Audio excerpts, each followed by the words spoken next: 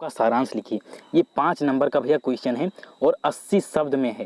सारांश लंबा हो सकता है बट फिर भी आपको लिखना पड़ेगा। तो चलते हैं एक एक करके पूरा देख लेते हैं। सबसे पहले आपको त्यागपति खंडकाव्य की हेडिंग बनानी है। उसके बाद में यहाँ प्रथम सर्ग लिखना है, यहीं पर लिख देना है। बट मैंने यहाँ लिख दिया क्योंकि मैं भूल गया था, तो इसलिए आपको यहाँ इसके बाद एक लाइन छोड़ के प्रथम सर्ग लिखना है। इसमें लिखना है, थानेश्वर की राजकुमार हर्षवर्धन वन आखेट हेतु गए थे। उसी समय उन्हें अपने पिता के विषम ज्वर की सूचना मिलती है। वह तुरंत महल वापस लौट आते हैं। उसके बाद वे अपने पिता का बहुत इलाज कराते हैं परंतु उन्हें सफलता नहीं मिलती है। उधर उनकी माताजी आत्मदाह के लिए तैयार थीं। अंत में उनकी माता आत्मदाह कर ही लेती हैं। उसके बाद उनके पिता प्रभाकर वर्धन की भी मृत्यु हो जाती है। देखिए मैंने शार्ट में इसको लिख दिया है। उसके बाद इसी प्रथम सर्ग में लिखना है, पिता का दाह संस्कार कर हर्षवर्धन बड़े शोकाकुल, मतलब बहुत दुखी होकर लौट रहे थे कि उनको ज़्यादा दुख इस बात का था कि उनकी बहन मतलब राजश्री और उनके बड़े भाई को यह सूचना मिलेगी तब उन पर क्या बीतेगी। उनके बड़े भाई का नाम था राजवर्धन। तो इतना आपको फर्स्ट में लिख देना है, इतनी चीज़ें आपको लिख देनी है। अब सेकंड सर्ग मतलब द्वितीय सर्ग की बात करते हैं। तो द्वितीय सर्ग देख लेते हैं। तो इसमें लिखना है आपको, हर्षवर्धन के बड़े भाई राजवर्धन हुणों को परास्त कर महल लौट आए। तभी उन्हें माता और पिताजी का मृत्यु समाचार मिला, जिससे ये बहुत दुखी हो जाते हैं। मतलब जब ये युद्ध हुणों को परास्त करके लौट रहे थे तभी इनको जब महल पहुंच गए तब इन्हें पता चला कि इनकी माताजी और पिताजी की देहांत हो चुका है। पिताजी का मतलब देहांत हो चुका है। तो ये बहुत दुखी हुए। अब देखिए आगे क्या होता है, आइए यहाँ देख लेते हैं। आगे लिखना है, और वैराग्य धारण करने का मन बना लेते हैं। जब किसी आदमी के ऊपर ज़्यादा दुख आता है तो उसका माइंड काम नहीं करता है। तो उसी प्रकार इनके साथ भी बीत रही थी। तो ये भी क्या किए, वैराग्य धारण करने का पूरा मन बना लिए। अब देखिए आगे क्या होता है। तभी उन्हें सूचना मिली कि उनकी बहन के पति को मालोराज इसको आपको ब्लैक पेन से लिखना है, मार डाला और उनकी बहन राजश्री को बंदी बना लिया है। राजवर्धन तुरंत मालोराज का विनाश करने चल पड़े परंतु धोखे से वे मारी गई।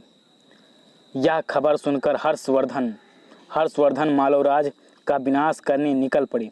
तभी रास्ते में सूचना मिली कि उनकी बहन जो हैं विंध्याचल पर्वत, यहाँ सॉरी मैंने हिमालय लिख दिया है तो यहाँ आपको रहेगा विंध्याचल पर्वत की ओर चली गई हैं।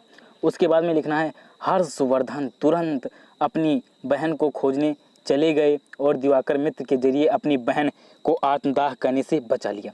इतना मैंने यहाँ बनाया है, आपको ब्लैक पेन से बनानी है, काली पेन से। उसके बाद में यहाँ लिखना है, हर्षवर्धन अपनी बहन के छीने हुए राज्य को वापस लाने के लिए कन्नौज पर आक्रमण करते हैं।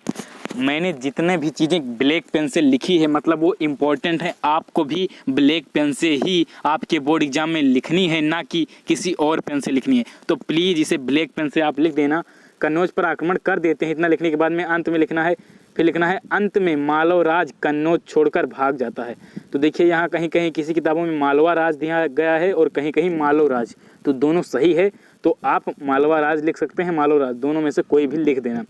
और इसमें लिखना है कन्नौज छोड़कर भाग जाता है। उसके बाद लिखना है, राजवर्धन का हत्यारा गौड़ शशांक भी अपना गौड़ प्रदेश छोड़कर भाग जाता है। सभी लोग हर्षवर्धन की कन्नौज का राजा बनने के लिए कहते हैं परंतु जो है हर्षवर्धन राजा बनने से इनकार कर देते हैं। अपनी बहन को राज्यपाट संभालने का मतलब अवसर देते हैं, उनको कहते हैं कि आप राज्यपाट संभालिए। आगे इससे देख लेते हैं। हाँ, यहाँ पे लिखा हुआ है, वे अपने बहन को राज्य संभालने के लिए कहते हैं परंतु वो भी मना कर देती हैं। अंत में हर्षवर्धन, जितना ब्लैक और रेड पेन से मतलब ब्लैक और रेड पेन से है मतलब वो मोस्ट इंपॉर्टेंट है, उसको उसी प्रकार लिखना पड़ेगा। आपको तृतीय सर्ग की मैंने व्याख्या अच्छे से समझा दी है और बेसिकली ज़्यादातर तृतीय सर्ग पूछा जाएगा, अथवा जो थर्ड क्वेश्चन मोस्ट पूछा जाता है वो पूछा जाता है चतुर्थ सर्ग और पंचम सर्ग, दोनों का एक साथ पूछा जाएगा।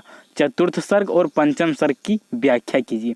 3 इंपॉर्टेंट क्वेश्चन थे, तीनों मैंने बता दिया। एक ने जहां ब्लैक पेन यूज किया है वहां आपको ब्लैक पेन यूज करना है और जहां मैंने रेड किया है वहां भी आपको ब्लैक पेन यूज करना है, क्योंकि मोस्ट इंपॉर्टेंट चीज़ें यही है, यहीं से एग्जामिनर आपको नंबर देता है। तो देख लीजिए चतुर्थ सर्ग में आपको क्या लिखना है। सबसे पहले चतुर्थ सर्ग की यहाँ हेडिंग बनानी है। उसके बाद लिखना है, राजश्री जानते हैं कौन है, हर्षवर्धन की बहन, संन्यास ग्रहण करने के लिए अपने भाई से आज्ञा लेने आती हैं। तब हर्षवर्धन उन्हें बहुत समझाते हैं और अंत में कहते हैं कि यदि तुम संन्यास ग्रहण करोगी तो मैं भी तुम्हारे साथ संन्यास ले लूँगा। जब हर्षवर्धन की बहन राजश्री कहती हैं कि अब मैं संन्यास ले लूँगा, मतलब ले लूँगी, सन्यासी बन जाऊँगी, तो हर्षवर्धन कहे बहन जी मैं भी आपके साथ सन्यासी हो जाऊँगा। अब देखिए जब दोनों लोग सन्यासी हो जाएंगे तो राजबाट कौन संभालेगा, तो इसीलिए अब आ जाते हैं हमारे दिवाकर मित्र जी। दिवाकर मित्र कहते हैं, उन दोनों को समझाते हुए कहते हैं कि आप लोगों को यहाँ देख लीजिए, इस जनता को बहुत ज़रूरत है, मतलब आप लोगों की इस जनता को बहुत ज़रूरत है, इसीलिए आप दोनों सन्यास का ध्यान छोड़ दीजिए और इस जनता का पालन पोषण कीजिए, जनता यानी समाज को आगे बढ़ाइए। तो आगे इसका और देख लेते हैं किस प्रकार आपको लिखना है। जनता को जरूरत है इसीलिए आप भाई बहन सन्यास का विचार छोड़ दीजिए। अंत में दोनों भाई बहन सन्यास का विचार छोड़ देते हैं और जनता की सेवा में लग जाते हैं। ये तो हो गया भैया आपका चतुर्थ सर्ग, और जब लास्ट में बचा है वो है पंचम सर्ग। बड़ा मोस्ट इम्पोर्टेंट है ये चतुर्थ सर्ग, आप थोड़ा लिखेंगे कोई दिक्कत नहीं। चतुर्थ सर्ग में, चौथे सर्ग में आपको पांचवा सर्ग ढंग से लिखना है क्योंकि लास्ट सर्ग है। इसमें लिखना है हर्षवर्धन के शासन में सभी जनता खुशहाल है।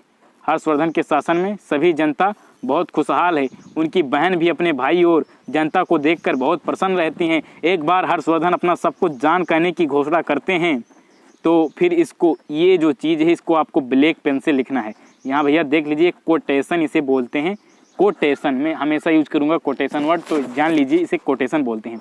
तो ये आपको जो है, जो अच्छे एग्जामिनर होंगे, मतलब सभी एग्जामिनर आपका ज़्यादा फोकस यहाँ करते हैं कि आपने ये क्या लिखा है। ये मैंने विद्या क्वेश्चन से लिखा है, आपको पहले बता दे रहा हूँ। कुछ चीज़ें मैं अलग बुक से लिखा हूँ, लेकिन ये चीज़ें ये जो है विद्या क्वेश्चन में भी आपको मिल जाएगा। तो इसमें लिखना है, हुई थी घोषणा सम्राट की, सम्राट भर से करेंगे त्याग, सारा कोष में संकल्प कर में, भर से शायद था, मैंने मुझे मतलब जो मुझे याद है वही लिख दिया। आप ये भी लिख देंगे, कोई दिक्कत नहीं है। तो इतने पे आपका जो है पूरा भैया काम बन जाता है और आप जो हैं 5 नंबर के हकदार बन जाते हैं। कितने नंबर में आता है? 5 नंबर के भाई साहब आप हकदार हो गए हैं। उसके बाद में यहाँ थोड़ा यदि आप चाहें तो लिख दें, नहीं तो वही कर में ख़त्म कर दीजिए। यहाँ लिख दीजिए, प्रत्येक 5 वर्ष के बाद हर्षवर्धन इसी तरह सर्वस्व दान करने की घोषणा करते हैं। हर्ष ने अपने जीवन में कुल 6 बार आयोजित किया। इसे प्रजा ऋण से मुक्त का नाम दिया गया।